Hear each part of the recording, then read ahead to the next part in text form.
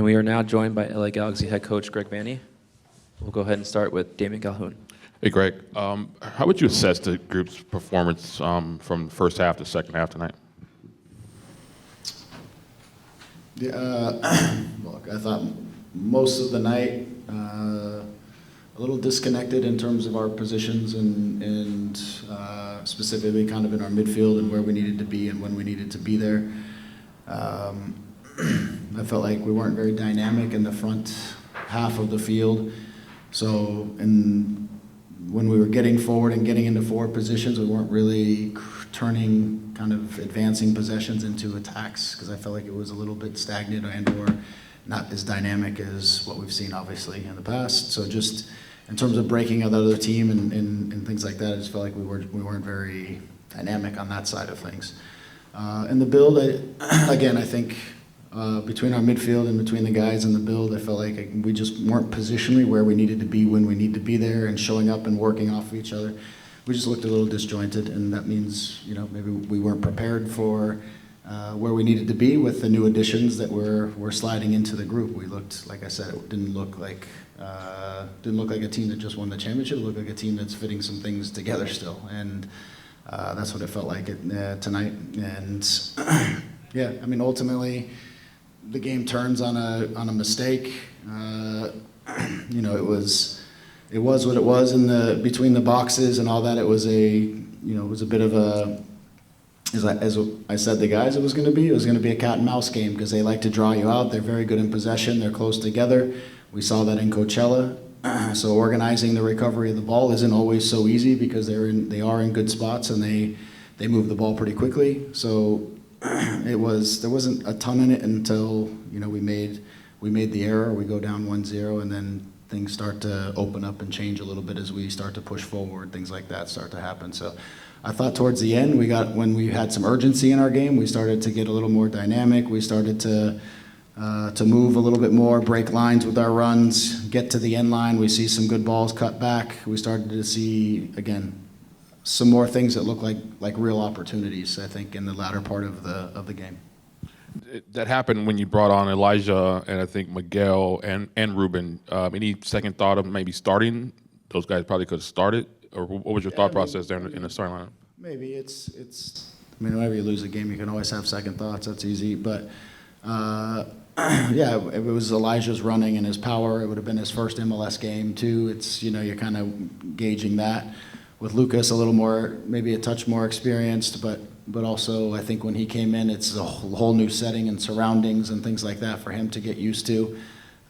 So just with Elijah, we thought Elijah coming in, he would bring some power to the game and some running. And with Miguel is certainly more of a runner, and Christian's more of a link-up player, and Miguel's more of a runner. And as I said, I felt like we needed a little bit something more dynamic and that was going to stretch and go behind and try to force their back line into more decisions than we were giving them in the early part of the game. So those guys came on. I think Ruben came on and he was good in good spots and he knows what we're trying to do.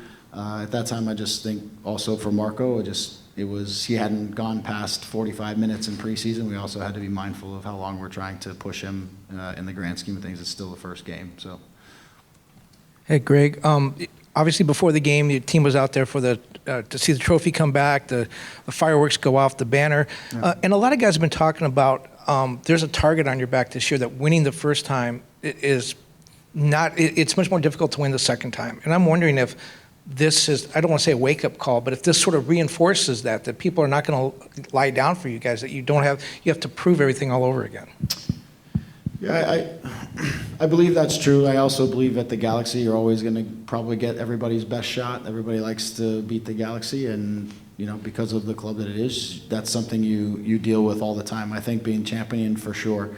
I think part of it is we had some significant changes over the course of the off season that we've got to settle our group in and really figure out exactly how this group is going to be successful.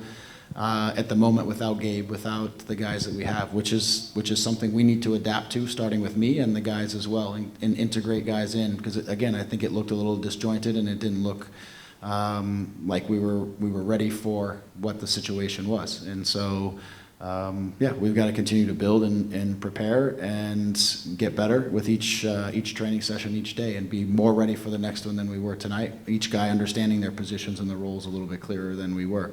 So, but back to your point, yeah, I think being champion is very difficult to go back-to-back in this league, and teams are going to give you their best, especially a new franchise that's down the street that's been preparing for this moment for years now, and they certainly came out with the right energy and emotion and had a good game. Good credit to them. They've done a lot of good work in a short period of time.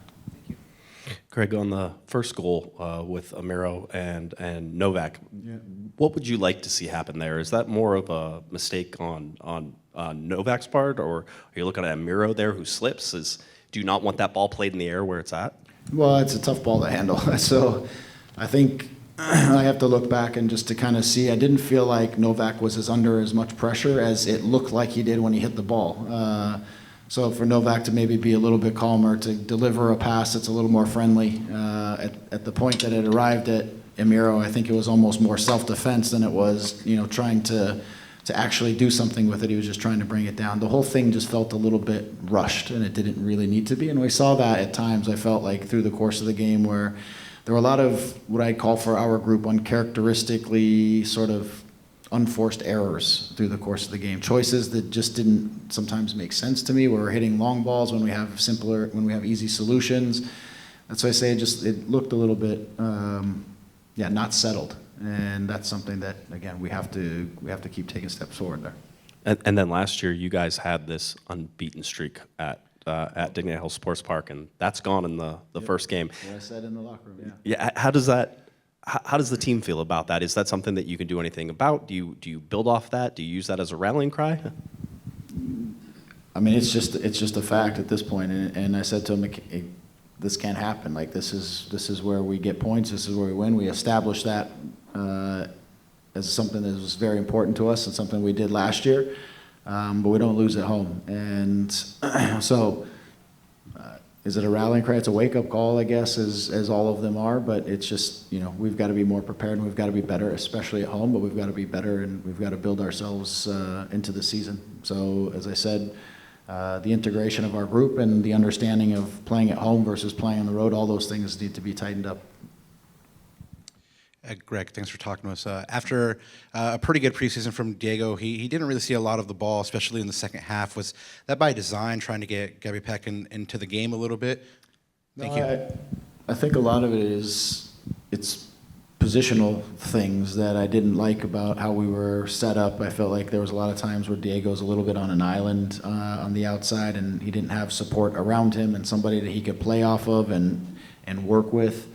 I felt like the spot and the position that was supposed to be there to helping was constantly leaving and moving into other areas of the field, trying to find ways to get involved in the game. And so in the first half, we were trying to adjust maybe who might be in that gap to help him. So I just felt like he was isolated a lot. And that was, that's something that, again, has to improve in all of this stuff where I didn't see the isolation during the course of preseason, and then we get to the game and then things start, people are moving and trying to get involved in ways that break sort of the structure and change sort of the picture of what's supposed to be happening. So that's something that has to be worked, because Diego out there on his own is not going to accomplish the things that we need Diego to accomplish. He's a guy who plays in collaboration with 2 or 3 other players, and he's a guy who connects and combines and runs off of and does very smart tactical things. He's not a guy who's going to go one-on-one and dominate his side on his own. So again, I go into structurally some things that we hadn't seen in preseason. I felt like we saw some of those things tonight, and those are things that have to be cleaned up. Hey, Greg, at the start, you mentioned a little bit of the lack of dynamism. I just wanted to ask you just your levels of confidence that, this is maybe some growing pains into the season, just your confidence you guys can improve on that as the season goes on, and, are you scared that this might be the new normal for the team? I'm not scared. I think it's adding some new players. It's the profiles of the players sometimes that are out there and making sure we find the right balance of guys who can give us some stretch and guys who are looking for between the lines. I felt like that balance was off. I thought early on, and then we, uncharacteristically, were making mistakes. We weren't great in possession, and then we weren't dynamic ahead of the possession that would turn normal possessions into attacks and dangerous opportunities. So I don't think it's a normal. I think it's this group. It's going to be the growing pains of this group, and not having a guy like Joe changes how dynamic you are at the top and others. So it's something we're going to have to be very mindful of to make sure that it doesn't become a habit. It's something that we adjust. And it was one of my potential concerns of the day, if I'm being honest, coming into the game, was going to be how dynamic and how vertical we would actually be at the top. Hey, Greg. Sorry if you already answered this, but is there a timetable on Ricky's return and Joseph? Ricky, I wouldn't even bother trying to figure out. He's still far enough away that it's not even worth guessing. I mean, it's months, so it doesn't even, I don't know, matter at this point. With Joseph, I don't know exactly. I would say probably still a few weeks. We'll try to make sure, and that he hasn't having a preseason under his belt either. So this is going to be a kind of a process for him. We want this to be his only injury of the season, so we need to make sure we take our time and do this. So we got to do it right. So, Greg, real quick follow up on Nascimento. When do you expect him available? Visa, all that fun stuff. I'm optimistic, and I think he would be available by next weekend. It's just a visa issue, and I think it should get done hopefully this week. We were kind of hoping it would be done before the game, so I suspect it will probably get done next week. All right, thank you for your time, Greg. All right, thanks everyone.